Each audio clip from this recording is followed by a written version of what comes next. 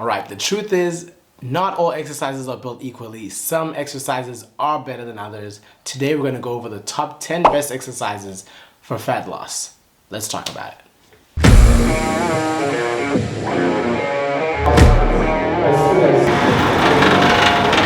It's just a little bit harder. How did you make the time than being put?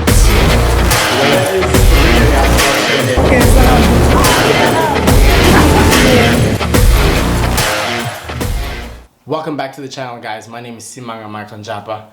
I'm a personal trainer and an online coach. Thank you so much for watching the video. Please make sure you give me one of those. Comment down below with any exercises that you might think are gonna make the list, or if you're sad that one of your exercises didn't make the list, be sure to leave yours in the comment box below. And then make sure that you stay tuned to the end of the video because I'm gonna give you all 10 exercises. And make sure you subscribe to the channel.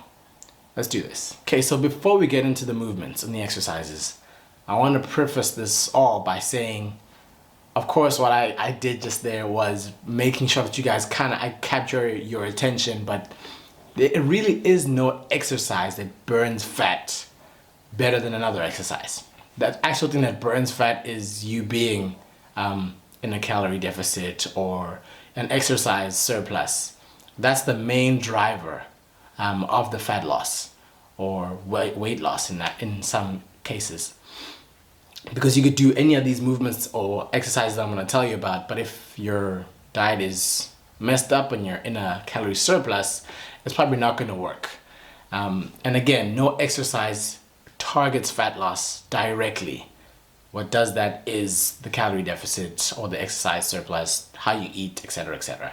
But we're going to go over the movements that elicit the most amount of calorie burn, which can correlate to fat loss, but this is more so about the calorie burn of the movement or the exercise. Let's go. Also, lastly, before we get into these exercises, I haven't done some sort of meta-analysis where I know that exercise number 1 burns more calories than exercise number 2. I'm just going off of things that I've done, things that I've experienced, things that I know that burn a lot of calories versus others. And there will be nuance in terms of if you do a certain modality or a certain exercise and you do another exercise, if you do this one a lot harder in terms of effort that you put in, of course it'll burn more calories than its counterpart. But this is just like a rough list of movements and exercises you can think about that can burn a whole lot of calories. Okay, number 1, we have jogging and running. You guys will know if you watch the channel that I'm not a huge advocate for jogging and running, but if a client loves to jog or run, who am I to say don't jog, don't run, don't do what you love to do, because that's a huge way of failing. In terms of fitness, you want to make sure you do things that you can sustain, and a part of sustainability is you actually enjoying the modality of exercise that you do. The only thing that I would say, again, if body recomposition is your goal, don't make a jog or a run your main focus of your weight loss or your muscle building journey, because even though running and jogging will burn the most amount of calories for a unit time during the actual performance of the exercise, when you leave the gym, you're not burning any more calories anymore. Whereas with something like resistance training, it'll still burn calories while you're doing it.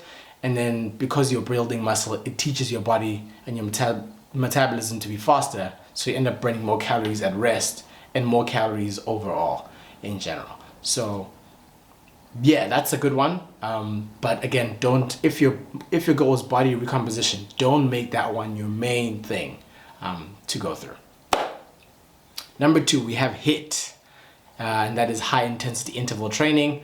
Very similar to jogging and running, but not really. So with HIIT, it's all about a small bout of activity where you're eliciting a lot of amount of energy, a lot of force all at once, and then you rest for a little while and then you do it again. So you're eliciting you're giving it everything. Let's imagine you're on a bike and you're on that bike and you're giving it everything for about 20 seconds. And then you rest for about double amount of that time, and then you go again. So HIIT is very, very taxing on your body, very taxing on your nervous system, and can take a lot of time if you do it correctly to recover from. Number 3, burpees. Oh, I hate burpees. And anyone who is anyone probably hates burpees too. But this is another one that it just makes you sweat. You know, you will sweat. And again, this is not me saying if you sweat a lot, it's gonna burn more fat or whatever, because that is not true. You can absolutely burn more fat and have better workouts than people who sweat more and see more progress than them if you don't sweat as much. Training is just as about being smart as it is about being hard and doing the most that you can when you're actually in the gym. Okay, number 4, we have cycling. So cycling, whether it's indoor, whether it's outdoor, has the potential. Again, none of these are in a super rigid list, but I think if you've ever trained into individuals in some way, you'll agree with me in terms of the way I've structured this list. But cycling burns a ish load of calories as well, whether you're doing it outside or inside, probably a little bit more if you're doing it outside. And again, it also depends on how hard you're cycling. You're cycling uphill, are you cycling when it's raining, are you cycling when it's super sunny outside, and your body just wants to perspire all day long. So it does matter what, there's nuance to how, or the conditions in which you're performing these exercises can influence just how much of a calorie burn you might experience. Number 5 is jumping squats, and I almost never do these. My clients almost never do these. I'm not a big fan of them, but I'm not saying that they don't have any value. Especially if you're in an athletic pursuit and you're trying to get better at and more explosive in certain movements, so that can definitely have some carryover there. But again, it's one of those where your legs are involved, and because your legs are bigger muscles, they tend to need more oxygen supply. You just feel a lot more fatigued, but also you're adding a jumping component. So now it's like squats are already hard and already demanding in terms of energy. Now you're adding jumping, which is just gonna ramp those calories up through the roof. So that's why this also makes the list, but only at number 5. Okay, quick stop right here in the video, guys. Please make sure that you like the video, subscribe to the channel if you haven't already, and stay tuned for the next next 5 points or exercises that I'm gonna name. And then be sure to leave me a comment if you feel like, no, Simanga, maybe you should have mentioned this movement, or this other movement burns more calories than that other movement that you named. I would be interested in hearing that. On to the next one. Okay, number 6, we have jumping lunges. So very similar to jumping squats, these are even easier to get wrong. Probably because there is some sort of unilateral component. There has to be more stability involved in doing the actual exercise. People's knees just, like when they have to come up and when they have to come down, the knees just cave in. So there's a lot more things to be mindful of when you do unilateral work. And you have a stronger side, you have a weaker side, all that kind of stuff. But again, it makes the list because, you know, it's super hard and it needs a lot of energy to do. Not necessarily that it's the best and it'll make your thighs super toned or whatever. This is just according to the list. This is another thing that I have put on the list. Number 7, battle ropes. People love battle ropes. At commercial gyms, I work in a commercial gym right now, and people love battle ropes.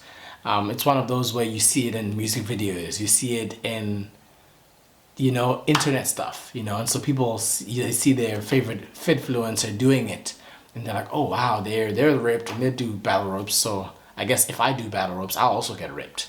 Which again, if you know anything about anything, you know that is not the case. But again, it's one of those movements because people tend to do battle ropes faster and no one does battle ropes like this. And they do battle ropes like that, it does tend to burn a lot more energy. And it's almost in like a HIIT kind of vibe, because they'll do it for a short time using a lot of energy, and then they'll rest, and they'll do it again, and then they'll rest again. So that's why this one makes the list at number 7. Make sure you let me know in the comments if you feel like it should have been a little bit higher. Okay, number 8, we have mountain climbers. Mountain climbers, again, this is one of those where If you do them slowly, of course it won't burn as much calories or as many calories as if you do it a little bit faster. I'm not a huge fan of mountain climbers, but at the same time, to be honest, I have done them before. I've had clients do them. I'm not mad at them either. So it's one of those where it's great for, I guess, just calorie burn, but you just want to be a bit more intentional with your exercises and your exercise selection, because your goal requires you to be a little bit smarter. And if obviously you don't have the knowledge to do so, maybe hire someone who can help you. Nudge, nudge, wink, wink. But yeah, it's not just about, okay, I want to lose weight, so I need to do all these things that Smang is naming on this list. Okay, that's not the right approach. I'm not advocating for this. Next, we have the rowing machine. So the row ergometer, or the rowing machine. I'm sure you guys have seen that. Again, super mainstream. This is another one where if you're doing it faster, of course it's going to burn more calories because you're using more energy purposefully to do it faster. And number 10, and the very last one here, is kettlebell swings. Now with this one, I wasn't really sure if I should add something like a kettlebell swing, a squat, or a deadlift, because, and I'm meaning now like a heavy deadlift or a heavy squat, because those things are also very calorie intensive in terms of the amount of energy you need to actually perform the movement. They're definitely up there as well. But yeah, that is the list, guys. Thank you for watching the video. Let me know what you think of this video.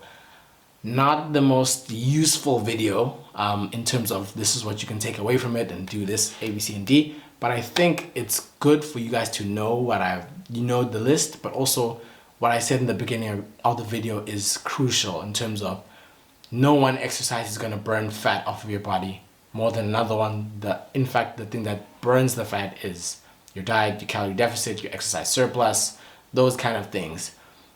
This can just help drive certain things in a different direction or in the same direction if your goal is body recomposition and you're weight training, but you're not doing too much of, let's say, jogging and running, because that sends an opposite signal to the one you actually want to if your body is recomposition of your body. Okay, thank you for watching the video. Please make sure you leave me a like down below and follow me on Instagram. And I will see you guys in the next one.